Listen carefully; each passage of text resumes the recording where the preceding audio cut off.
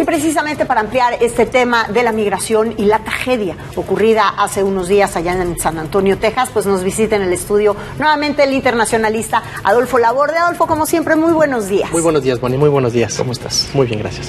Pues las tragedias crecen en torno a este tipo de migración, pese a todos los frentes o los obstáculos o los candados que se ponen y las campañas para no arriesgarse, para no arriesgar su vida con los polleros o con este tipo de manera de trasladarse de forma ilegal a los Estados Unidos. Y luego, ¿en manos de qué quedan estos migrantes que el día de hoy, muchos hospitalizados en condiciones muy graves? ¿Qué pasa ahí? Sí, bueno, mira, el tema de la migración es algo que lleva muchos años. Se pone de moda, por decirlo así, cada campaña electoral en Estados Unidos, pero es un proceso que todos los días, todos los meses arroja cifras como las que vemos. El año pasado murieron alrededor de 2,000 personas mexicanos al tratar de atravesar la frontera. Esto, lógicamente, tiene que ver con las políticas restrictivas en Estados Unidos, el aseguramiento de la frontera. Hay una crisis económica en muchos países en América Central y eso ocasiona que también México pues sea parte de estos fenómenos migratorios, ¿no? México es un país de origen, destino y tránsito del fenómeno y eso pues complica mucho más.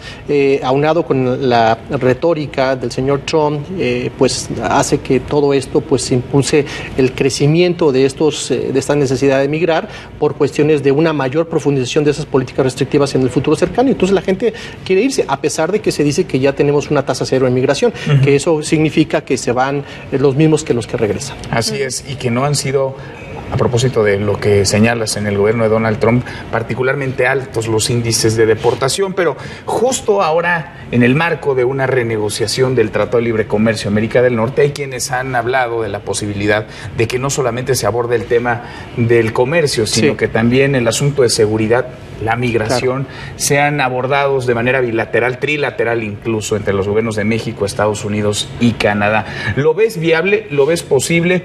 Porque hemos visto incluso al secretario de Seguridad Interior de Estados Unidos en México, hablando de migración, de la urgente necesidad de generar mejores políticas de combate a la pobreza, a la marginación en México, para que entonces no haya migrantes que van hacia Estados Unidos. Bueno, eso es un gran tema. Tendríamos que cambiar el espíritu del Tratado de Libre Comercio. El Tratado de Libre Comercio per se es un acuerdo comercial de bienes y servicios, intercambio, desgravación de aranceles, que ya llegamos a una tasa cero y eso es lo que se va a renegociar. Pero me parece que tendremos que buscar otros esquemas de cooperación, tomando en cuenta la realidad de los tres países. Ya hay una integración de mercados laborales, nos guste o no.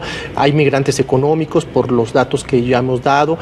Hay también una serie de atracción y expulsión. No habría migrantes mexicanos o centroamericanos o de la India o de cualquier país chinos en Estados Unidos si no hubiera una necesidad de atracción de trabajo. Entonces, todos esos factores los tenemos que poner sobre la mesa en el Tratado de Libre Comercio. Quizás sería muy complicado empezar con una movilidad de trabajadores, que sería el objetivo, ¿no? Tendríamos que cambiar de un acuerdo de libre comercio a un proceso de integración económica donde la movilidad de los factores y no solamente los productos, sino las personas está incluida.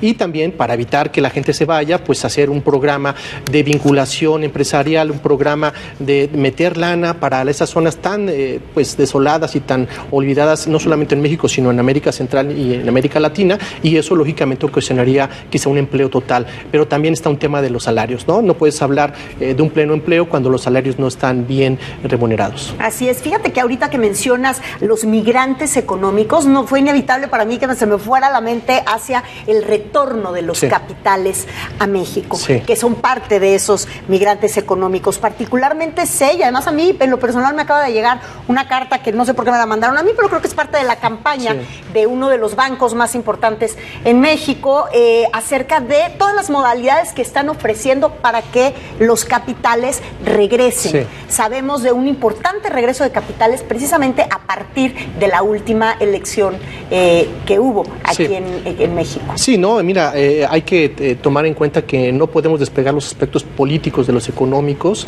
es algo que va de la mano. Lo que está está sucediendo en Estados Unidos también ha ahuyentado a muchos inversionistas mexicanos que de alguna manera no habían regresado porque en el tema de la tributación, el tema de los impuestos que se le generan en el proceso de repatriación, independientemente que tengamos un acuerdo de no pago de la doble tributación, pues no los alentaba. Entonces, ahora lo que está haciendo la Secretaría de Hacienda es tasar de una menor tasa, vaya la redundancia, los capitales que regresen, y este plazo se extendió hasta septiembre porque me parece que eso podría ayudar también a esta política de inversión y de atracción de inversión extranjera directa.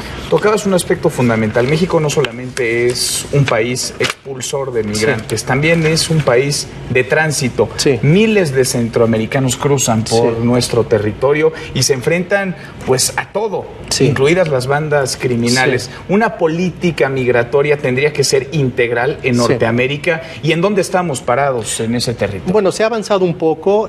Hace 2 legislaturas en la Cámara de Diputados se pasó una ley para poder discriminar la migración indocumentada en nuestro país, porque antes era cárcel. Antes de esa legislación, me parece que fue en la 59, todo inmigrante que se le pudiera parar en México, por eso eran sujeto a extorsión, se les podía meter a la cárcel, porque así lo establecía la ley. Se cambió eso, se dejó de descriminalizar y eso avanzó. Se pasaron a otro tipo de esquemas en donde se quiere documentar a las personas por los tránsitos oficiales, pero pues nadie lo va a hacer.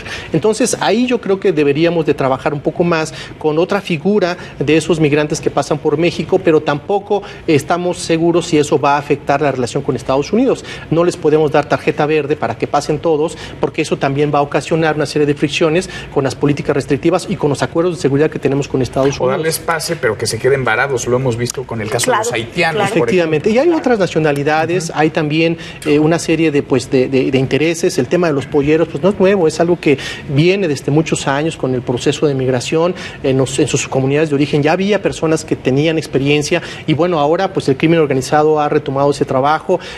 Pues es mucho dinero, se habla de entre $5,000 y $6,500 o más, pues tienen que pagar, es como un crédito, lo van pagando de acuerdo a su trabajo. Parece que hasta a trabajo les ofrecen para que de esa manera puedan hacerlo, y si no, pues los familiares tendrán que pagar. También de pronto se nos ocurre que hay que voltear la mirada hacia Canadá, porque hay muchos migrantes mexicanos, o hay muchos mexicanos que ahora quieren migrar, no nada más a los Estados Unidos, Canadá, luego de haber además facilitado el ingreso de los mexicanos al territorio, eliminando aquella visa que con la que vivimos durante años y que además hay que decir que era de las visas más difíciles de sacar, de obtener, muy difícil. Hoy ya no existe. ¿Habrá más migración de mexicanos a Canadá? Bueno, tiene que darse pues una coyuntura de una formalización de esos mercados laborales. Ya existe un acuerdo de trabajadores temporales agrícolas, pero no todos son agrícolas. Entonces hay muchos mexicanos con otro tipo de perfiles que les gustaría irse a trabajar a Canadá por razones que ya conocemos, pero bueno, todavía no conozco un programa específico para esos trabajadores talentosos o esos trabajadores intermedios que quieren trabajar en Canadá. Se tendría que trabajar con ellos, me parece que sería un buen principio en la negociación, hablar directamente con los canadienses en este contexto del Tratado de Libre Comercio, de tratar de formalizar pues las profesiones, la homologación de los títulos, y eso pues lógicamente tendría como consecuencia una movilidad de personas. Pues sí, porque además nos necesitamos mutuamente. Allá necesitan la mano de obra, acá necesitan nuestros paisanos trabajo.